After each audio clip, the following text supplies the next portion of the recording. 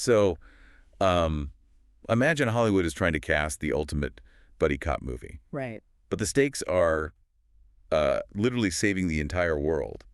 And for a solid decade, the rugged, reliable action star known as Zirconia has been the undisputed leading man of this franchise. Oh, yeah. Nobody could touch him. Exactly. Every time they tried to audition a replacement, Zirconia just blew them out of the water.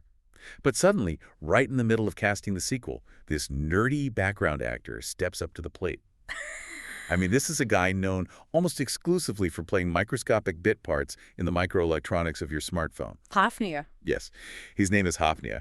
And in this massive, unscripted plot twist, this unknown extra completely steals the show, totally rewrites the script, and becomes the new action hero we actually need. Welcome to the Deep Dive Lab. I really love that Hollywood casting analogy because it perfectly captures the sheer surprise of the scientific breakthrough we are exploring today. It's wild, right? It really is. The mission of this deep dive into our sources is all about a literal world-saving transformation in the fight against climate change. We are looking at how to take the ultimate villain of our modern climate story, carbon dioxide, or CO2, and transform it into a hero, which is green methanol fuel. Yeah, turning the villain into the hero. And the way scientists are achieving this is by fundamentally rethinking the sidekick material they use to make the chemical reaction happen at the atomic level. And the source material providing us with this blockbuster script is a highly anticipated paper published just this month, March 2026, in the prestigious journal Nature Nanotechnology. Absolute powerhouse of a study. It really is. The brilliant minds driving this research are Youngtai Chang, Sharon Mitchell, and Javier Perez Ramirez, working alongside co-authors Milka Ridopeki, Nuria Lopez, and a massive collaborative team. Yeah, a huge team effort. And they are operating out of some serious heavyweight institutions, too. We are talking ETH, Zurich, and EMPA in Switzerland, and the ICQ Circa Institute in Spain. It is a phenomenal collaboration across multiple scientific disciplines. They have managed to combine hands-on experimental chemistry with incredibly advanced theoretical computer simulations. To prove not just that it works, but how it works. Exactly, to prove the exact quantum mechanics of why it works so incredibly well. And the performance results are just, they are wild. Here is the big reveal, the wow fact, to start us off. This new hafnia catalyst doesn't just narrowly edge out the 10-year reigning champion zirconia. It absolutely crushes it, boosting methanol productivity by a staggering 70%. Okay, let's unpack this. That is a massive jump. Right, because to really appreciate how huge a 70% jump is in the world of industrial chemistry, we need to understand the underlying mission for you listening at home. Why do we care so much about making green methanol out of CO2 in the first place? It really all comes down to the mechanics of the net zero mission. You hear the phrase net zero emissions thrown around constantly in the news. Every day. But to actually hit that goal, we cannot simply rely on stopping new carbon from entering the atmosphere. We have to start capturing and recycling the CO2 we have already emitted. We need to create a closed carbon loop. And green methanol is the key to that loop. It is widely considered the holy grail for this. It is an incredibly versatile, high-energy liquid. You can use it to power massive global cargo ships. You can use it as a foundational building block to manufacture everyday plastics without extracting new fossil fuels. And you can even blend it to replace traditional gasoline in internal combustion engines. But turning a stubborn, happy as it is molecule like CO2 into liquid methanol is notoriously difficult, isn't it? Extremely difficult. CO2 is incredibly stable. It doesn't want to react or change its state. You need a catalyst to basically force the issue. So a catalyst acts as a chemical matchmaker. Yes. Its job is to bring the reacting molecules together. In this specific case, capturing CO2 and introducing it to hydrogen gas, and significantly lower the energy barrier required for them to bond and form methanol. Okay, got it. Historically, the chemical industry has leaned heavily on copper-based catalysts to do this job. Copper is highly active and gets the reaction going, but it suffers from a fatal flaw. The water problem. Exactly. One of the unavoidable natural byproducts of converting CO2 to methanol is water, and at the microscopic level, water literally poisons copper catalysts. Just shuts them down. The water molecules physically block the active sites on the copper, causing the material to irreversibly deactivate and die out very quickly. So if we want something that can operate continuously on an industrial scale, copper is out. Which brings us to the prime alternative, which, from our sources, is indium oxide. Indium is a fantastic catalyst. It's stable and it's highly selective, meaning it consistently makes methanol instead of accidentally producing toxic byproducts like carbon monoxide. Indium is structurally excellent, but it does have a major catch. It cannot work efficiently on its own. It needs a sidekick. Right. If you just use pure indium, the atoms tend to clump together under the heat and pressure of the reaction, which drastically reduces their surface area and kills their power. Indium needs a support structure. It needs a physical anchor. And for the last 10 years, the undisputed king of these supports was a specific crystal structure of zirconium oxide, known as monoclinic zirconia. The rugged action star of our story. Precisely. Monoclinic zirconia was the absolute gold standard. Every single time researchers around the world tried to find a better support to pair with indium, zirconia won the performance tests. It just couldn't be beaten. The scientific community had essentially hit a brick wall in catalyst design for this specific reaction. The assumption was simply that zirconia was the peak of what was chemically possible. Until our nerdy background actor walks onto the set. Enter the underdog. Hafnia, or monoclinic hafnium oxide. It's fascinating here is how hafnia has been historically viewed by the broader chemistry world. For decades, hafnia was considered almost entirely uninteresting. Just a boring rock. Literally viewed as a boring, catalytically inert rock. Chemists didn't look at it as something that could facilitate or accelerate complex chemical reactions. Instead, its entire claim to fame was confined to the tech sector. Physicists and electrical engineers classify hafnia as a high dielectric material with a wide bandgap. Okay, for those of us who don't spend our weekends building microchips from scratch, what does wide bandgap and high dielectric actually mean in practical terms? A bandgap is essentially an energy hurdle. A wide bandgap means there is a very large hurdle that prevents electrons from easily flowing through the material. This makes hafnia an incredibly effective electrical insulator. Oh, so it stops electricity from jumping around. Exactly. In the microelectronics industry, this high dielectric property is famous because it is used inside your smartphone and your computer processors. It acts as a microscopic dam to keep electrons from leaking out of the billions of incredibly tiny transistors on the silicon chip. It manages the charge Flawlessly. But in the messy, dynamic world of catalytic chemistry, nobody seriously considered using a strict insulator to drive a reaction. But the researchers from ETH Zurich and the ICIQ Institute looked at this boring microchip insulator and formed a completely unorthodox hypothesis. They essentially asked, what if those exact electronic properties, that wide bandgap that blocks electron flow, are actually the ultimate secret weapon for managing a chaotic chemical reaction? They recognize that hafnia and zirconia are practically chemical twins. If you look at the periodic table, hafnium and zirconium are right next to each other in group 4. So they look similar on paper. Very similar. They have nearly identical atomic sizes and form very similar crystal structures. However, hafnia possesses that superior heavy-duty insulating dielectric property. The team hypothesized that hafnia could serve as a stable platform to hold on to hydrogen atoms and their associated protons during the violent chemical reaction without letting their electrical charge leak away into the surrounding environment. But testing that hypothesis required actually building the catalyst. And from reading the paper, it seems they couldn't just stir some indium and hafnia together in a beaker at room temperature. The way they manufacture this material is a massive part of why it succeeded. How do they actually forge this new catalyst? The manufacturing technique is critical. They utilized a highly specialized process known as flame spray pyrolysis, often abbreviated as FSP. Sounds intense. It is. They dissolved the raw chemical precursors of indium and hafnium into a liquid solvent.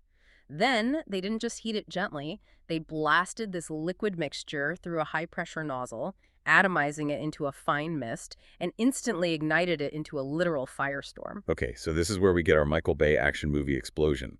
We're talking about feeding these metals into a wall of fire reaching insane temperatures between 2,500 and 3,000 Kelvin. That is roughly half the temperature of the surface of the sun.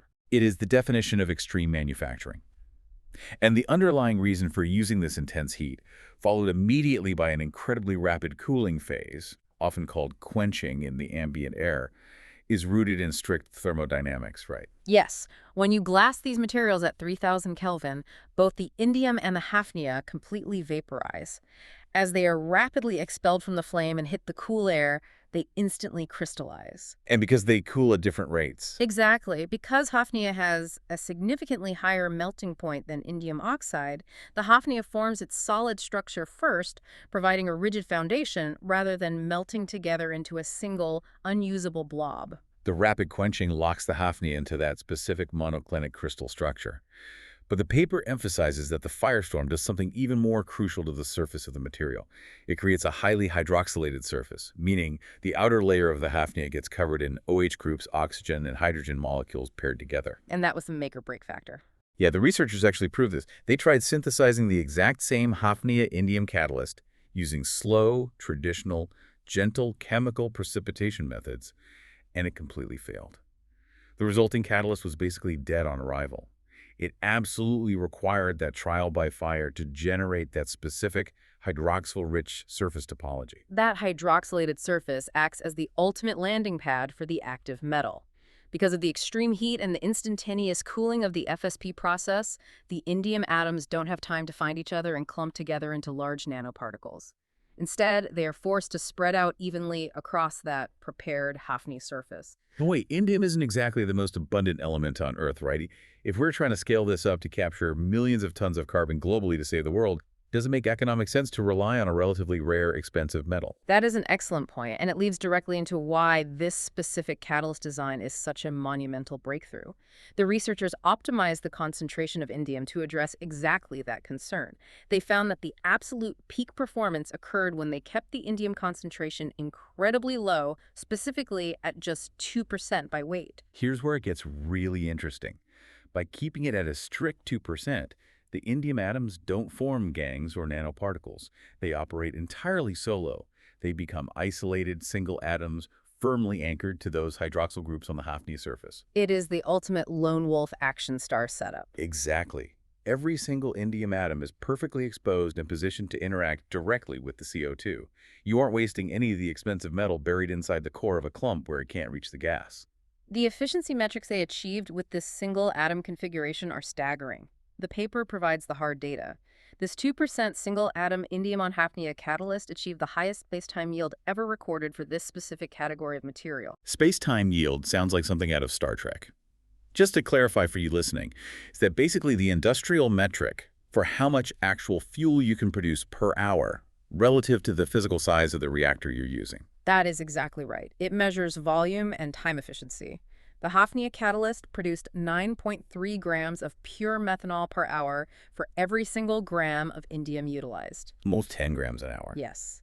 In the context of industrial chemical engineering, pushing almost 10 grams of product per hour from a single gram of active metal is a massive leap in commercial viability. And it wasn't just a quick, volatile burst of energy before burning out.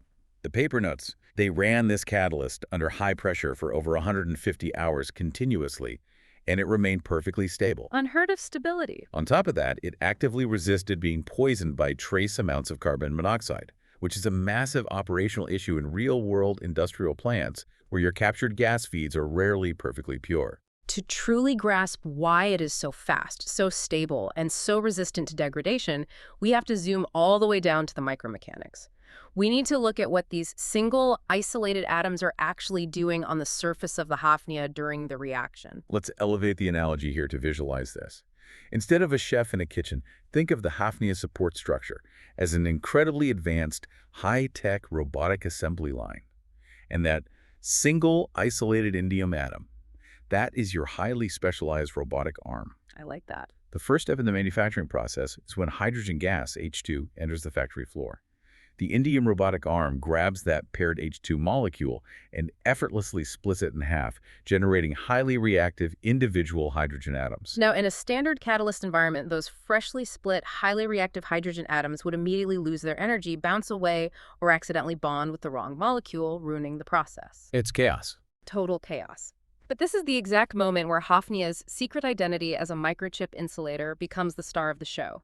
Because hafnia is a high dielectric, it prevents the electrical charge, the electrons, from leaking away from those vulnerable hydrogen atoms. The researchers refer to this phenomenon as forming a cooperative hydride proton reservoir, which is a very dense academic way of saying that the hafnia assembly line Acts like a magnetic clamp. A magnetic clamp that holds the freshly split hydrogen perfectly in place. Right. It keeps it fully charged and stable.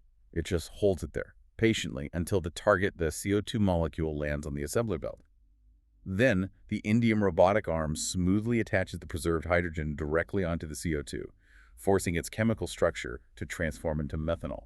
It is a flawless, highly choreographed handoff, and the theoretical computer simulations in the paper reveal that this mechanism is entirely distinct from how the old champion, zirconia, operated.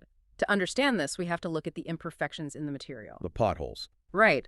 When crystallographers look at the atomic structure of metal oxides like zirconia or hafnia, they are never mathematically perfect. They always have microscopic defects, specifically missing oxygen atoms, which are known in the field as oxygen vacancies. You can visualize those oxygen vacancies as tiny microscopic potholes scattered across the crystal surface. And in the old zirconia catalysts, those potholes caused major problems. Big problems. The researchers used an advanced analytical technique called electron paramagnetic resonance spectroscopy, or EPR. You can think of EPR as a highly sensitive molecular radar designed specifically to hunt down rogue unpaired electrons. And what happened when they scanned the zirconia? When they scanned the zirconia, the EPR radar lit up. It revealed that the zirconia potholes are paramagnetic. They actively couple up and steal surrounding electrons. They essentially act as parasitic drains, pulling electrons away from the indium atoms, reducing the active metal too much and throwing off the entire reaction cycle. But when they pointed that same EPR radar at the new hafnia catalyst, the results were completely different. Night and day. The researchers backed up the physical EPR scans with something called density functional theory, or DFT. DFT is basically the ultimate virtual sandbox for quantum mechanics. It uses supercomputers to calculate exactly where atoms and electrons prefer to sit at their lowest energy state. And the sandbox showed. The DFT simulations prove that the oxygen vacancies, the potholes in hafnia, are diamagnetic. They are completely invisible to the EPR radar. So what does a diamagnetic pothole mean for the actual efficiency of making fuel? It means the hafnia potholes do not steal electrons. Instead, they safely stash them. They localize the electrical charge in a highly contained way that keeps the indium atom sitting at its perfect, slightly oxidized state. So the arm stays powered. Yes. The indium robotic arm never loses its power supply. It stays in the exact optimal zone to continuously split hydrogen and assemble methanol without ever degrading. That is the ultimate twist of the paper. The very specific property that made hafnia a boring, highly predictable insulator for stopping leaks in computer chips is exactly the property required to safely stash electrons and maintain the chemical reaction without burning out the rare metal. It is an absolutely brilliant crossover of physics and chemistry. If we connect this to the bigger picture, the ETH Zurich team realized they had stumbled onto something much larger than just a single, highly efficient indium catalyst. They absolutely did. The underlying mechanics suggested they had discovered a fundamental new rule of catalyst design. They had to ask the obvious question: is this incredible stability just a lucky fluke specifically tied to indium, or is hafnia actually a universal supersupport for this type of reaction? So they put that theory to the test. They kept the hafnia sidekick on the assembly line, but they fired the indium leading man and swapped in completely different metals. They bred in gallium, and then they ran tests with zinc. Both of these metals are historically known to be decent at splitting hydrogen, but they usually struggle immensely to manufacture methanol with any real efficiency. The results of those generalization experiments are arguably the most profound part of the entire publication. When they anchored single atoms of gallium onto the hafnia support, the methanol productivity skyrocketed to 268 times higher than using plain gallium oxide. Wow. And when they tested zinc anchored on hafnia, the performance was 137 times better. 268 times better. That completely validates the hypothesis. Hafnia isn't just a one-hit wonder for indium. It is the ultimate universal foundation for what the researchers categorize as single-atom hydrogen splitters. It almost doesn't matter which active metal you place on top. If hafnia is the material managing the electrons below, the efficiency is going to go to the roof. This completely upends decades of conventional wisdom in catalyst engineering. For years, the reigning assumption in the field was that you needed a highly dynamic, easily reducible support material to effectively synthesize methanol. And this proves the opposite. Decisively. It shows that a wide bandgap, highly stable dielectric insulator, when paired with the correct single-atom metals and the highly specific hydroxylated surface generated by extreme flame synthesis, is vastly superior in every metric. So what does this all mean for you listening? Let's distill this massive deep dive down into the 3 core takeaways you need to remember. Takeaway number 1. There is officially a new undisputed king in carbon capture chemistry.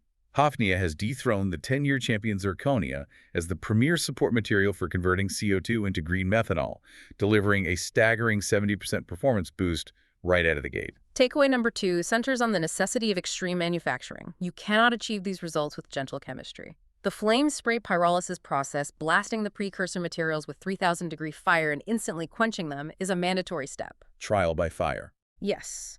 This violent process is what traps the crucial hydroxyl groups on the surface and forces the active metal to disperse into highly efficient, single isolated atoms, completely eliminating the waste and inefficiency of clumpy nanoparticles. And takeaway number 3, which honestly is the most mind-bending part of the whole story.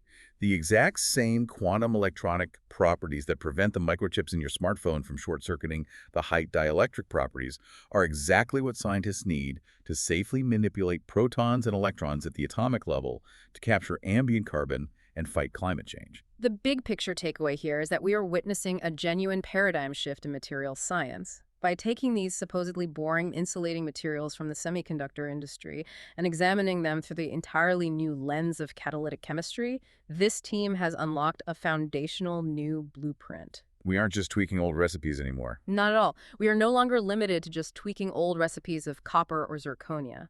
We now have a completely new, mathematically proven strategy for designing the next generation of highly efficient carbon capturing technologies. It makes you wonder how many other completely overlooked, boring materials sitting in industrial catalogs are just waiting for a creative scientist to give them their moment in the spotlight. Thank you so much for joining us today for this session in the Deep Dive Lab. We absolutely love unpacking these massive world-changing breakthroughs with you. If you want to keep exploring the absolute cutting edge of science and technology, make sure you hit that subscribe button on our channel so you never miss an exploration. This raises an important question, one to leave you with as you go about your day. If we can successfully borrow the physics of computer chips to efficiently turn carbon dioxide into liquid fuel at the nanoscale inside a high-pressure industrial reactor, what happens as we push this technology further? Well, I like where this is going. Could we eventually use this exact same dielectric magic to build macroscopic, solid-state artificial leaves? Imagine decentralized panels sitting silently on our residential roofs, utilizing ambient energy to pull carbon directly out of the atmosphere and silently dripping clean, green liquid fuel right into a household storage tank. The foundational blueprint is now officially in the scientific literature. It is just a matter of how far human engineering can scale it. That is an incredible vision of the future, an artificial carbon-capturing forest on every single rooftop. Until next time, stay curious, keep asking questions, and we will see you on the next Deep Dive.